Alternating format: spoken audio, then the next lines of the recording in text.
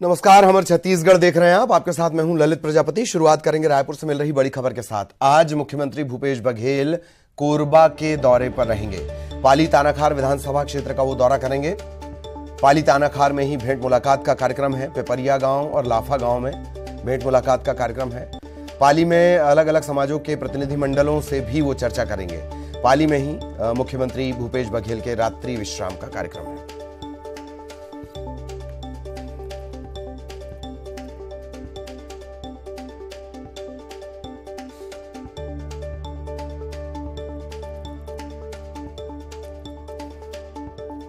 मुख्यमंत्री भूपेश बघेल आज कोरबा के दौरे पर रहने वाले हैं। पाली तानाखार विधानसभा क्षेत्र में का वो दौरा करेंगे। कई सौगातें भी इस दौरान मिलेंगी। पाली तानाखार में ही भेंट मुलाकात कार्यक्रम है। पाली तानाखार के पिपरिया और लाफा गांव में भेंट मुलाकात, लोगों की समस्याओं के निराकरण के मौके पर निराकरण के निर्देश।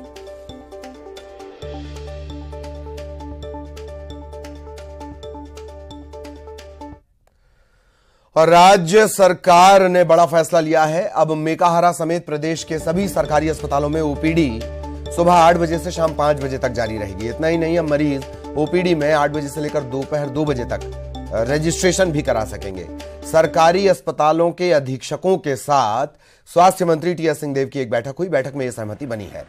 नई व्यवस्था के लागू होने से ओपीडी में आने वाले मरीजों को राहत मिलेगी। प्रदेश के सरकारी अस्पतालों में सुबह से लेकर शाम तक डॉक्टर मरीज का इलाज करेंगे।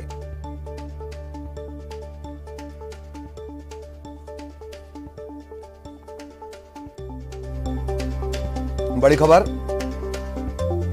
स्वास्थ्य मंत्री टीएस सिंहदेव के साथ सभी मेडिकल कॉलेज अस्पतालों के अधीक्षकों की एक बैठक हुई। बैठक में फैसला लिया गया, ओपीडी अब 8 से शाम 5 बजे तक, सुबह 8 से शाम 5 बजे तक, दोपहर 2 बजे तक रजिस्ट्रेशन करवाया जा सकेगा। सुबह से शाम तक डॉक्टर्स इलाज करेंगे।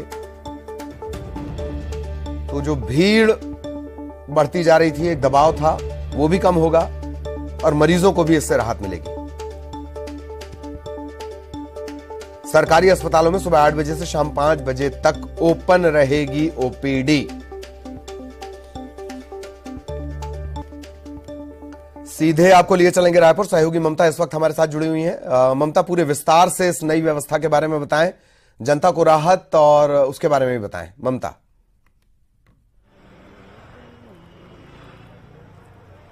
देखिए, स्वास्थ्य मंत्री टीएस सिंहदेव ने कल बैठक ली थी। उस बैठक में ये डिसीजन लिया गया कि जो मेडिकल कॉलेज हॉस्पिटल्स होंगे वो सुबह 8 से 5 बजे तक खुले रहेंगे। वहां पर ओपीडी चालू रहेगी।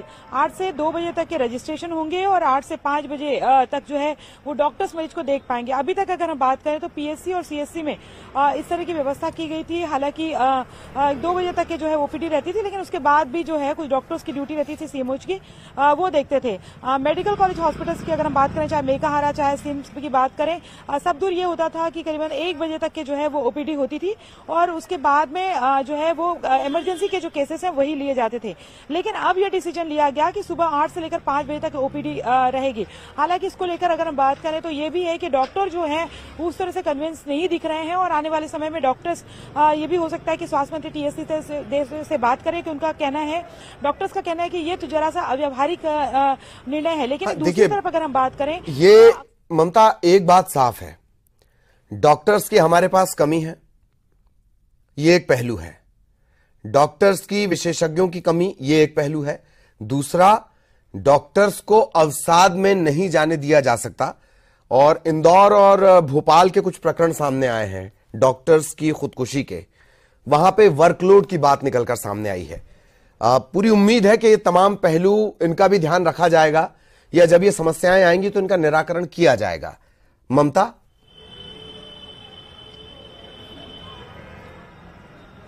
बिल्कुल, देखिए, और सबसे बड़ी अगर हम बात करें तो देश भर में डॉक्टर्स की कमी और सरकारी अस्पतालों में तो और भी ज्यादा, क्योंकि सरकारी अस्पतालों में जो सैलरी मिलती है या जो फैसिलिटीज मिलती है उससे कहीं ज्यादा गुना जो है वो प्राइवेट हॉस्पिटल्स में डॉक्टर्स को मिल जाती है। तो जाहिर तौर पर और फैसिलिटीज भी मिलती है, संसाधन भी बहुत ज्यादा होते हैं और आपने देखा होगा कि किस तरह की स्थिति जो होती है। तो जाहिर तौर पर ये एक और बड़ी चुनौती हो सकती है। लेकिन दूसरी तरफ अगर हम बात करें तो डॉक्टर्स की भर्तियां करना भी बहुत ज्यादा जरूरी है। एमसीआई से जो है वो इस तरह की परमिशन भी मिलना जरूरी है। अगर हम बात करें तो पूरे जो प्रदेश भर से जो रेफरल केसेस आते हैं तो दिक्कत ये हो जाती है कि 1 बजे तक अगर वो पहुंचे तो ठीक है, लेकिन 1 बजे तक नहीं मिले तो उनकी मजबूरी ये हो जाती है कि उन्हें अगर इमरजेंसी केसेस हुए तो ठीक है, नहीं तो फिर उनको कई बार होता है कि निजी अस्पतालों की तरफ रुख करना पड़ता है। और जाहिर तौर पर कहीं ना कहीं इसका जो असर है, जो आर्थिक दबाव है, वो मरीज के ऊपर पड़ता है।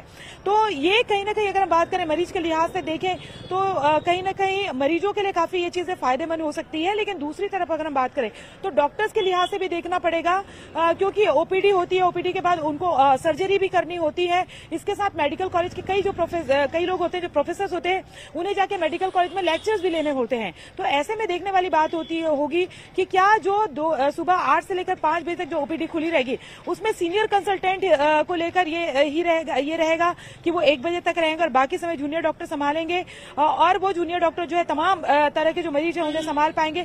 क्योंकि अभी तक अगर हम बात करें तो 8 से लेकर सुबह 8 बजे से लेकर जो 1-1.5 बजे तक जो है वो सीनियर कंसल्टेंट भी मौजूद रहते हैं। उसके बाद वो चले जाते हैं, क्योंकि ये कहा जाता है कि ओपीडी भी ऑपरेशन भी होते हैं, मेडिकल कॉलेज में क्लासेस भी होती हैं, और उसके बाद जो जूनियर डॉक्टर्स हैं वो संभालते हैं। लेकिन सीएमएचओ की ड्यूटी लगी होती है और जो इमरजेंसी के जो केसेस हैं वही लिए जाते हैं, और बाकी के जो केसेस हैं, इनफैक्ट अगर हम बात करें तो कैंसर के रूटीन के पेशेंट भी अगर आते हैं, बाहर से आते हैं और ओपीडी टाइम पे नहीं पहुंच पाते हैं तो उनको इंतजार करना पड़ता है धर्मशाला वगैरह में, या आसपास व्यवस्था करनी पड़ती है और अगले दिन की ओपीडी के लिए इंतजार करना पड़ता है। तो ये तमाम चीजें हैं, इस पर देखने की बात है। लेकिन अगर एक चीज और है कि जब तमाम तरह के, ये नहीं कहना चाहिए, डॉक्टर्स कई बार ये कह चुके हैं कि तमाम आईएएस ऑफिसर्स और जो बड़े अधिकारी हैं उनकी अगर सैलरी बढ़ाई जाती तो डॉक्टर्स को लेकर ये क्यों नहीं संवेदनशीलता के साथ सोचा जाता, जबकि उन्हें कहा जाता है कि धरती के भगवान है, तो उन्हें तमाम फैसिलिटीज उस तरह से क्यों नहीं दी जाती कि सरकारी अस्पतालों की तरह जो है वो डॉक्टर्स ये सोचे कि प्राइवेट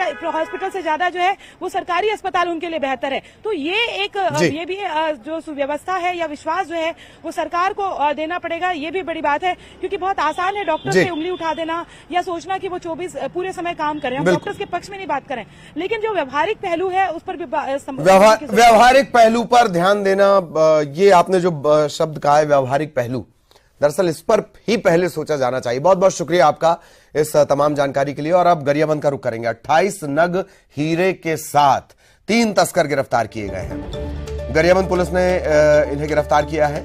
ग्राहक की ये तलाश कर रहे थे, उसी दौरान इन्हें गिरफ्तार किया गया। इनके पास से जो हीरे मिले हैं, 28 नग हीरे, तकरीबन 3 लाख रुपए इनकी कीमत बताई जा रही है।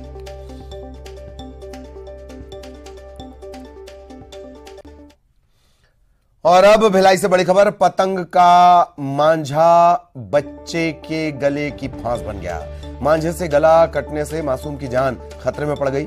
3 दिन तक वेंटिलेटर पर रहने के बाद अब ये ठीक हुआ है। भिलाई के निजी अस्पताल में इसका इलाज चल रहा है। दरअसल स्कूटी पर बैठकर ये जा रहा था, उसी दौरान हादसा हुआ। महावीर कॉलोनी दुर्ग की ये पूरी घटना है।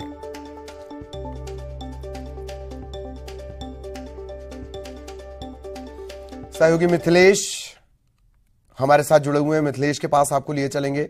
और घटनाक्रम लगातार हम ये चेताते भी रहते हैं कि बहुत सावधान रहना चाहिए, और प्रतिबंध के बावजूद ये मांझा मिल रहा है, इसमें कहीं कोई डाउट नहीं है। मिथिलेश, इस घटनाक्रम के बारे में भी बताएं, और अब क्या माना जाए कि कोई सख्ती बरती जाएगी चाइनीज मांझे को लेकर?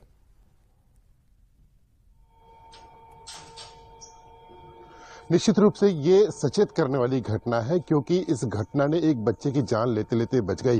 गनीमत ये रही कि बच्चे की जान नहीं गई, अन्यथा एक बड़ी घटना थी जब 5 वर्षीय बच्चे की मौत हो जाती। ये पूरा मामला दुर्ग के महावीर कॉलोनी का है। जब मकर संक्रांति का पर्व है, ऐसे में जगह जगह पतंग के जो पेंच लगाए जा रहे हैं, और ऐसे ही एक घटना हुई थी महावीर कॉलोनी में। जब पेंच लगाया जा रहा था, उसका धागा जो है वो स्कूटी में पिताजी के साथ में बैठकर जा रहे 5 वर्षीय बच्चे के गले में फंस गया, और वो इस कदर फंसा कि वो कांच के जो टुकड़े हैं उस मांझे के धागे से उसका गला रित गया, जिसमें श्वास की नली कट गई और दिमाग से हृदय को पहुंचने वाली नली कट गई। तत्काल वहां पर अस्पताल ले जाया गया, लेकिन गनीमत रही कि जान नहीं गई। तो इस पूरी घटना के बाद में ये सचेत जरूर कर देने वाली बात है कि हम यदि मकर संक्रांति का पर्व जब बना रहे हैं तो काफी सावधानी के साथ बनाएं, किसी को कोई हानि ना हो। और दूसरी ओर प्रशासन की ओर से ये जरूर प्रयास किया जाना चाहिए कि जिस तरह से जो मांझे बिकते हैं बाजार में, उस पर पर रोक लगाई जाए या कुछ ऐसे धागों का प्रयोग किया जाए जिससे कोई जनहानि ना हो, क्योंकि ये घटना सचेत करने वाली ही है जब बच्चे की जान बच गई है। तो फिलहाल अभी बच्चा स्वस्थ है, अभी उसकी खतरे से जो बाहर जान बताई जा रही है। और इस मामले के बाद में अब देखने वाली बात यही होगी कि प्रशासन द्वारा किस तरह की पहल की जाती है। जी बिल्कुल बिल्कुल बिल्कुल, बहुत बहुत धन्यवाद आपका मिथिलेश इस तमाम जानकारी के लिए। इधर रायगढ़ में कार सवार ने एक बाइक सवार को टक्कर मारी और उसके बाद रेलवे के सिग्नल बॉक्स को तोड़ दिया।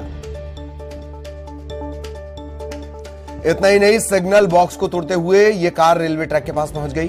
हादसे में बाइक सवार घायल हुआ है, कार चालक सुरक्षित है। रायगढ़ रेलवे स्टेशन के पास की यह घटना है और रेलवे पुलिस इसकी पड़ताल कर रही है। कार ने एक बाइक सवार को टक्कर मारी, फिर सिग्नल बॉक्स को तोड़ा और फिर ट्रैक के करीब जाकर यह गाड़ी रुक पाई।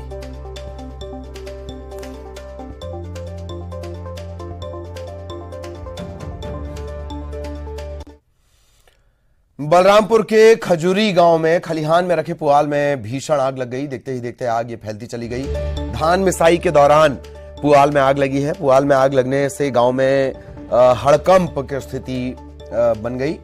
यह आग इतनी भीषण थी कि इस पर काबू पाने में काफी समय लग गया। मौके पर दमकल पहुंची, फायर फाइटर्स ने कड़ी मशक्कत की। तस्वीरों को देखकर आप अंदाजा लगा सकते हैं कि किस कदर पुआल में यह आग एक के बाद एक फैलती चली गई। पुआल के ढेर राख में तब्दील होते चले गए।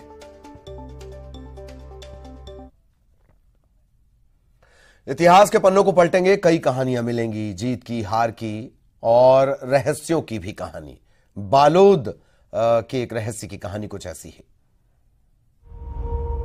कलचुरी शासन के अवशेष, गोंडवाना राजाओं की दास्तान, 126 कुएं का क्या है राज, इतिहास की पड़ताल, सदियों पुरानी किले की कहानी।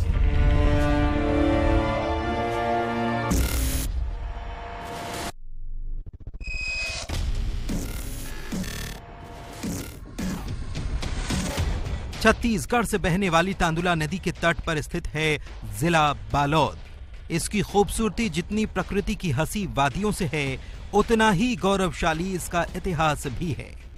जिला मुख्यालय स्थित बूढ़ापारा में एक प्राचीन किला मौजूद है। किले के अवशेष 9वीं से 12वीं शताब्दी के बीच होने का दावा किया जाता है। इतिहासकार बताते हैं कि यह किला गोंड राजाओं के 52 गढ़ से संबंधित है। कलचुरी शासन के अवशेष भी यहाँ मिलते हैं। बालोद के बूढ़ा तालाब में जो प्राचीन किला है वो 9वीं से 12वीं शताब्दी का है। ये नागवंशी गोंड राजाओं का किला है और इस किले का संबंध 52 गढ़ से संबंधित है, जो रानी दुर्गावती के पति राजा दलपत शाह के राज्यवंश में आता है। बूढ़ापारा के इस किले को बेहद सुरक्षित तरीके से बनाया गया था। उस दौर में किले पर हमले का खतरा अक्सर रहता था, लिहाजा किले के 3 तरफ खाई और एक तरफ तालाब बनाया जाता था। जब भी दुश्मन का हमला होता तो तालाब का पानी खाइयों में छोड़ दिया जाता था। ऐसे में दुश्मनों के सामने कोई चारा नहीं रहता और उन्हें वापस लौटना पड़ता। सुरक्षा के लिहाज से बनाया गया वो तालाब आज भी मौजूद है। जो प्राचीन इमारत है वहाँ के, जो खंडहर में है, उसको देख करके लगता है कि 9वीं शताब्दी में एक महत्वपूर्ण वो महल रहा होगा और उस महल को बचाने के लिए 3 तरफ खाई और एक तरफ तालाब बनाया जाता था और तालाब में के पानी को खाइयों में भर दिया जाता था तो दुश्मन हमला नहीं कर सकते थे। दावा है कि बूढ़ा तालाब में 126 कुएं भी बनाए गए थे। किले से निकलने के लिए 6 गुप्त मार्ग थे, जिन्हें आपात स्थिति में निकलने के लिए राज परिवार इस्तेमाल करता था। आज भी बरगद की जड़ों में जकड़े शान से खड़ा ये प्रवेश द्वार, शिलाखंड पर गंगा यमुना की अंकित प्रतिमा, दीवार पर तलवार और ढाल लिए योद्धा, सदियों पुरानी भगवान गणेश की मूर्ति किले के इतिहास का बखान कर रही है। प्राचीन काल के राजा महाराजा जो बूढ़ापारा में राज करते थे, निवास करते थे। उन्होंने किले के साथ साथ यहाँ पर एक तालाब भी बनवाया था, तालाब भी खुदवाया था। बताया जाता है कि इस तालाब में आज भी 153 कुएं मौजूद हैं, जिसकी पतासाजी अब तक के नहीं हो पाई है। तो इस तरीके से बालोद जिले का इतिहास रहा है, बस उसे सहेजने की ज़रूरत है ताकि बालोद जिले का इतिहास लोगों की जुबान तक हो और इस इतिहास को लोग जान सके। दिलेश्वर देवांगन, न्यूज़ 18 छत्तीसगढ़, बालोद। और अब ब्रेकिंग टॉप 20। दिग्गज समाजवादी नेता शरद यादव का निधन, 75 साल की उम्र में ली अंतिम सांस। बेटी सुभाषिनी ने ट्वीट कर दी जानकारी। गुरुग्राम के फोर्टिस अस्पताल में शरद यादव का निधन। 1974 में जबलपुर से पहली बार चुने गए सांसद, जेडीयू के अध्यक्ष के साथ साथ केंद्रीय मंत्री भी रहे शरद यादव। छत्तीसगढ़ के सीएम भूपेश बघेल ने भी शरद यादव के निधन पर जताया दुख, कहा ईश्वर उनके परिजनों को दुख सहने की शक्ति प्रदान करे। आज कोरबा के दौरे पर मुख्यमंत्री भूपेश बघेल भेंट मुलाकात कार्यक्रम में होंगे शामिल। अलग अलग समाजों के प्रतिनिधियों से होगी मुलाकात। छत्तीसगढ़ के सरकारी अस्पतालों में सुबह 8 से शाम 5 बजे तक होगी ओपीडी, 2 बजे तक हो सकेगा रजिस्ट्रेशन। स्वास्थ्य मंत्री टीएस सिंहदेव के साथ बैठक के बाद बनी सहमति। बिलासपुर में तेज रफ्तार ट्रक की चपेट में आकर बाइक सवार युवक की मौत। सीपत रोड में गुलाब नगर के पास हादसा, चालक फरार। गरियाबंद में 28 नग हीरे के साथ 3 तस्कर गिरफ्तार, जब्त हीरों की कीमत 3 लाख। रायगढ़ में कार ने बाइक सवार को मारी टक्कर, फिर रेलवे सिग्नल बॉक्स को तोड़ा। हादसे में बाइक सवार घायल, रेल पुलिस जांच में जुटी। कोरिया में 2 परिवारों के बीच विवाद में जमकर मारपीट, बुजुर्ग गंभीर रूप से घायल, दोनों पक्षों के खिलाफ मामला दर्ज। बलौदा बाजार में बार नवापारा के पकरीद बैरियर में के पास दिखा तेंदुआ, वन विभाग ने जारी किया अलर्ट, ग्रामीणों से सतर्क रहने की अपील। पेंड्रा में धान पकड़ने गए तहसीलदार को जान से मारने की धमकी, बाप बेटे ने दी जान से मारने की धमकी, आरोपियों के खिलाफ मामला दर्ज। अंबिकापुर में इलेक्ट्रिक बाइक शोरूम में लगी आग, लाखों का सामान जलकर खाक, शॉर्ट सर्किट के चलते आग लगने की आशंका। राजनांदगांव में चोरी के 3 आरोपी गिरफ्तार, महाराष्ट्र के गढ़चिरौली से तीनों को किया गया गिरफ्तार। कुछ दिन पहले चोरी की घटना को दिया था अंजाम।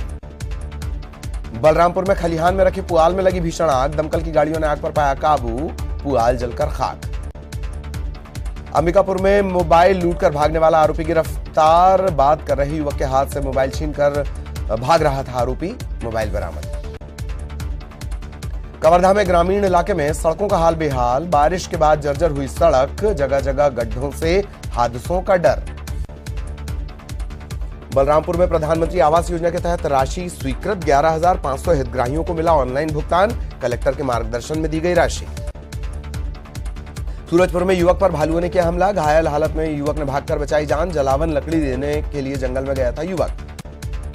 दुर्ग में अवैध शराब की तस्करी करते 2 आरोपी गिरफ्तार, 3 वाहनों से 550 पेटी शराब जब्त, कीमत 30 लाख। अंबिकापुर में स्मृति वन वाटिका में असामाजिक तत्वों का अड्डा, वाटिका में पूर्वजों की यादों को संजोने के लिए हुआ था निर्माण, अब प्रशासन की उदासीनता का शिकार। इस बुलेटिन में इतना ही, खबरें जारी रहेंगी। नमस्कार।